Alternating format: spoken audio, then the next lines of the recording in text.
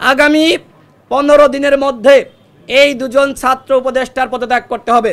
যে গণ অভ্যুত্থানের ইতিহাস বিকৃত করা হয়েছে, ঢাকা বিশ্ববিদ্যালয়ের শিক্ষার্থীরা, বিশেষ করে রোকেয়া হলের শিক্ষার্থীরা স্লোগান দিয়েছিল, তুমি কে আমি কে, রাজাকার রাজাকার। এই স্লোগান ছাড়া আর কোনো স্লোগান ছিল সেই দিন? আপনারা তো সাংবাদিক ভাইরা, ছিল? আপনাদের কাছে প্রশ্ন করছি, ছিল না? একটি স্লোগান ছিল, তুমি কে আমি কে, রাজাকার রাজাকার। আজকে ইতিহাসে বলা হচ্ছে তুমি কে আমি কে, রাজাকার রাজাকার। কে বলেছে? কে বলেছে? সরকার সরকার। আরে হাসিনা কিসের সরকার? ও কোনো সরকার ছিল? ও ছিল ফ্যাসিস্ট। আজকে ইতিহাসকে এইভাবে বিকৃত করা হচ্ছে, হাসিনাকে সম্মানিত করা হচ্ছে সরকার বলে। এগুলো যারা করছে আমরা তাদের তীব্র নিন্দা এবং বিরোধিতা করি। সংগ্রামী ভাইরা, প্রিয় সাংবাদিক ভাইরা, হেলিকপ্টারে চড়ে আজকে আমাদের এনসিপির নেতারা তারা মাগুরায় যাচ্ছে। এইখানেই তো নিরপেক্ষতার প্রশ্ন। আজকে আমি যদি পুলিশকে বলি যে আমাকে একটা হেলিকপ্টার দেন, ফারুক হাসান যদি বলে আমাকে দেন, বিএনপির মহাসচিব বলেন, ছাত্রদলের নেতা বলেন, পুলিশকে বলে যে আমাকে দেন, দিবে?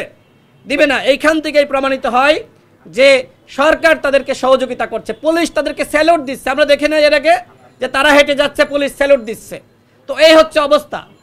সুতরাং এই সরকারে এই দুইজন ছাত্র উপদেষ্টা থাকলে যে নিরপেক্ষ নির্বাচন হবে না, সেটি এই যে হেলিকপ্টারে চড়ে মাগুরায় যাচ্ছে তার মাধ্যমে প্রমাণিত হচ্ছে যে এরা যদি সরকারে থাকে আগামীতে অবাধ সুষ্ঠু নিরপেক্ষ নির্বাচন হবে না। এবং ইতিমধ্যে উপদেষ্টারা তাদেরকে আশীর্বাদ জানিয়েছে, প্রধান উপদেষ্টা নিজে তাদের ব্রাউন অ্যাম্বাসেডর হয়েছে।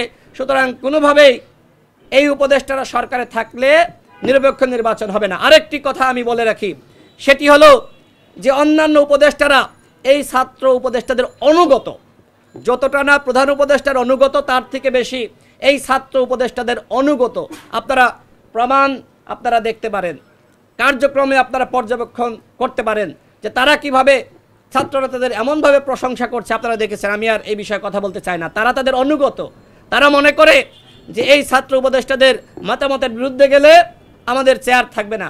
যে কারণে এই বর্তমান উপদেষ্টা পরিষদের অধিকাংশ উপদেষ্টারা এই ছাত্র নেতাদের অনুগত। দুইজন ছাত্র উপদেষ্টার অনুগত, আরেকজন তো পদত্যাগ করেছে।